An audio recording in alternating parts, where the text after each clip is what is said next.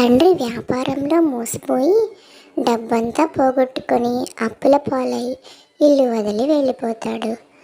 ఆ కుటుంబం అప్పుల వాళ్ళ బాధపడలేక ఉన్న ఆస్తులన్నీ అప్పుల వాళ్ళకి ఇచ్చేసి పక్క ఊరిలో ఓ చెట్టు కింద నిలబడి ఇలా మాట్లాడుకుంటూ ఉంటారు. ఏంది రమేష్ ఇది? నాకేం అర్థం కావటం లేదయ్యా. మీ నాన్నేంటి జనాన్ని మోసం చేయడం ఏంటి? నీ చిన్నప్పటి నుంచి వ్యాపారం చేస్తున్నాడు, ఎప్పుడు కూడా జనాన్ని ఏమీ చేయలేదు. ఎప్పుడు ఒకళ్ళకి ₹1 పెట్టినవాడే కానీ ఎవరి రూపాయి తిన్నవాడు కాదు. ఈరోజేంటో అందరూ మోసం చేశారు, అన్నీ అప్పులే అని ఇల్లు వాకిలి అంతా వదిలిపెట్టి పసిబిడ్డను తీసుకుని కోడలితో సహా ఇలా రోడ్డు మీద నిలబడ్డాం. మీ నాన్నేమో కనిపించకుండా ఎక్కడికో వెళ్ళిపోయాడు. అది నేను ఆలోచిస్తున్నానమ్మా. నాన్న ఎవరిని మోసం చేసే వ్యక్తి కాదు, కానీ ఇలా ఇల్లు వదిలి వెళ్ళిపోవడానికి కారణం ఏంటి? తన తప్పు లేకపోతే నిలబడి సమాధానం చెప్పాలి కదా. మనందరం నాన్నకి సపోర్ట్గా ఉంటాం కదా. ఇలా చెప్పా పెట్టకుండా ఇంట్లో నుంచి ఎందుకు వెళ్ళిపోయాడంటావు? ఈరోజు మనం ఈ మంచులో ఇలా చెట్టు కింద ఊరు పేరు తెలియకుండా నిలబడ్డాం.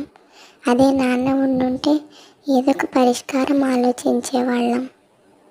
మీరెన్నన్నా చెప్పండి అత్తయ్య, మావయ్య అయితే తప్పు చేసే మనిషి కాదు. మావయ్య గురించి నాకన్నా మీకే బాగా తెలుసు కదా. ఎదురు చూద్దాం ఏం జరిగిందో ఏంటో. అంతవరకు ముందు మనం ఇక్కడ ఎలా బతకాలో అది ఆలోచించండి.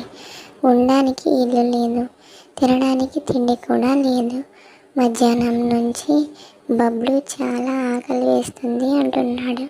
ముందు కనీసం ఈ మంచు నుంచి పక్కకు వెళ్ళడానికి ఒక చిన్న షెల్టర్ ఏదన్నా దొరుకుతుందేమో చూసుకోవాలి అత్తయ్య అంటుంది కోడలు సువర్ణ.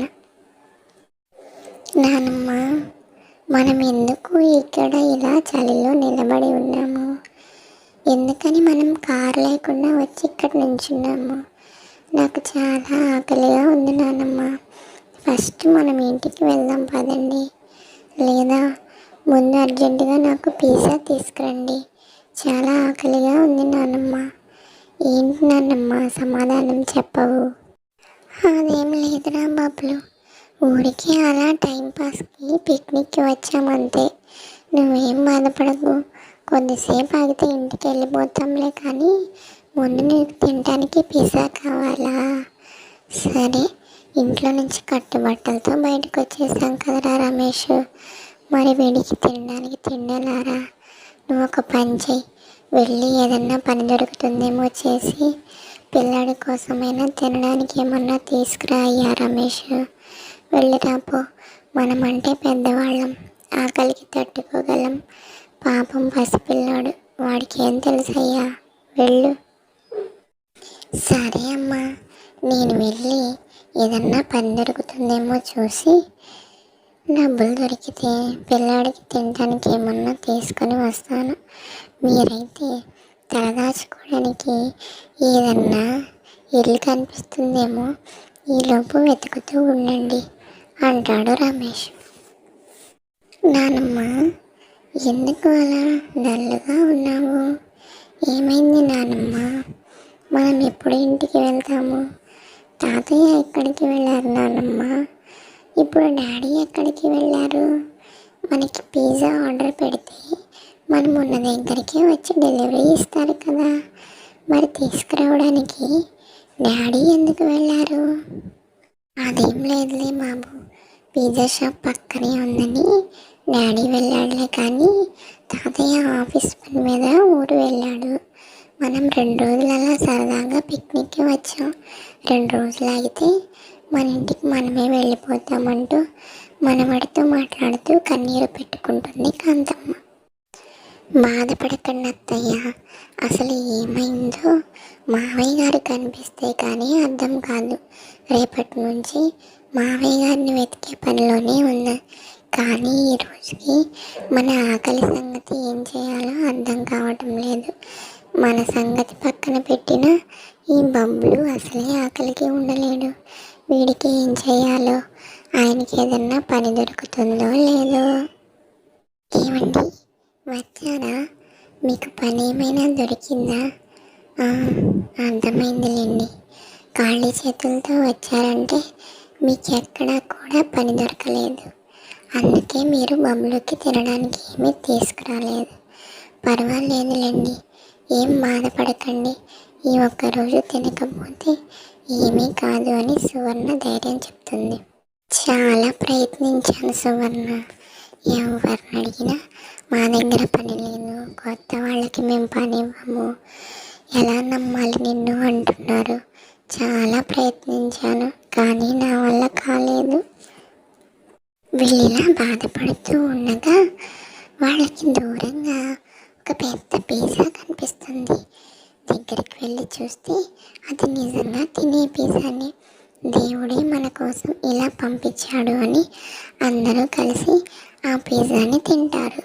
అలాగే ఉదయాన్నే లేచేసరికి మళ్ళీ ఇంకో పిజ్జా ఉంటుంది, సాయంత్రానికి మళ్ళీ పిజ్జా. అలా వారం రోజుల పాటు రోజు అక్కడ పిజ్జా మాత్రం ఉంటూనే ఉంటుంది.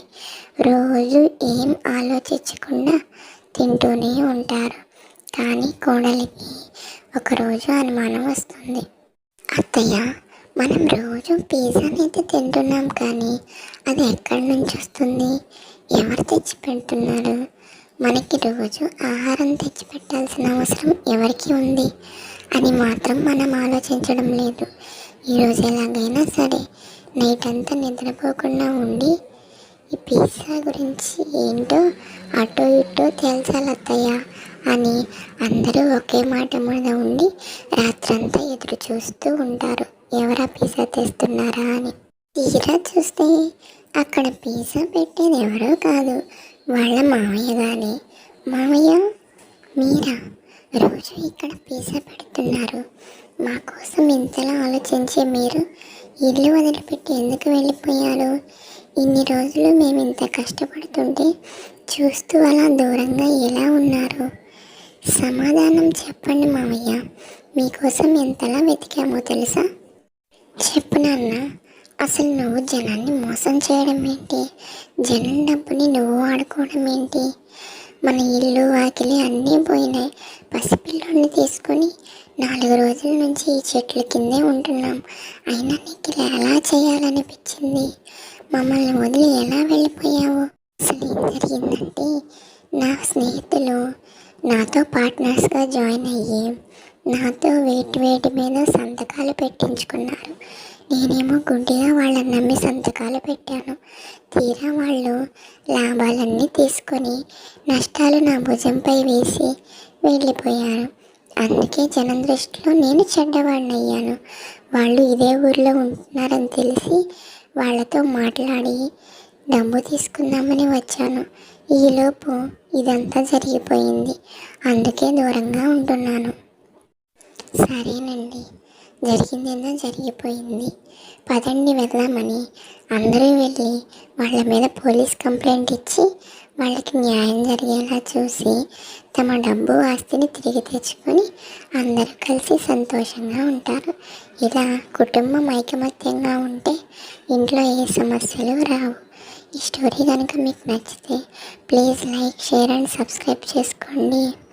మరెన్నో ఇంట్రెస్టింగ్ వీడియోస్ కోసం please subscribe to Telugu stories.